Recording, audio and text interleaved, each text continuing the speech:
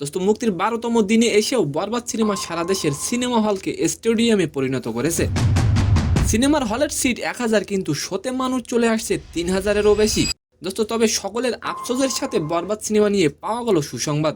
দোস্ত অন্যদিকে জনপ্রিয় ফুটবলার ক্রিস্টিয়ানো রোনালদো ফুটবল মাঠে একের পর এক রেকর্ড ভেঙে নতুন এক অধ্যায়ে পা রাখলেন তিনি। তো নিউজ দুটি জানতে আশা করি ভিডিওটি সম্পূর্ণ দেখবেন। দোস্ত এবারের ঈদে মুক্তি পেয়েছিল সাকিব খানের বরবাদ সিনেমা। মুক্তির 7 দিনের মাথায় অলমোস্ট 27 কোটি টাকা ইনকাম করেছিল সিনেমাটি। 12তম দিনে এসেও বরবাদ সিনেমা দারুণ ব্যবসা করছে। আলহামদুলিল্লাহ ভালো, অনেক ভালো। বাংলাদেশি মুভি এত ভালো হবে আগে কখনো আশা করি নাই। আপনার কেমন লেগেছে? হ্যাঁ, অনেক ভালো। বরবাদ দোস্ত সিনেমা হলের সিট সংখ্যা 1,০০০ কিন্তু শোতে মানুষ চলে এসেছে 3,০০০-এরও বেশি। আফসোস 50 থেকে 70টা হল থাকলে হয়তো 100 কোটি টাকা ইনকাম করতে পারত বরবাদ সিনেমা। দোস্ত বরবাদ সিনেমাটি কি পারবে দেশের সকল মুভির রেকর্ড ভাঙতে? অবশ্যই কমেন্ট করে যাবেন। মুক্তির 12তম দিনেও দেশব্যাপী যাচ্ছে বরবাদের হাউসফুল শো।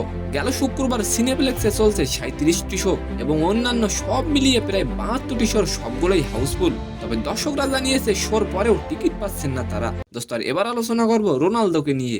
ফুটবল মাঠে একের পর এক রেকর্ড ভেঙেছে ক্রিস্টিয়ানো রোনালদো। তবে এবার ফুটবল মাঠে সীমাবদ্ধ থাকছেন না তিনি, নতুন এক জগতে পা রাখলেন তিনি। হলিউডের অ্যাকশন চলচ্চিত্রের দুনিয়ায় নাম লিখিয়ে ভবিষ্যতের জন্য এক নতুন দিগন্ত উন্মোচন করেছেন তিনি। তো সম্মানিত দর্শক, আজকের ভিডিওটি কেমন লাগলো অবশ্যই কমেন্ট বক্সে জানাবেন। আর ভিডিওটি যদি ভালো লাগে অবশ্যই একটি লাইক দিয়ে আমাদের চ্যানেলটিকে সাবস্ক্রাইব করে দিবেন। ধন্যবাদ।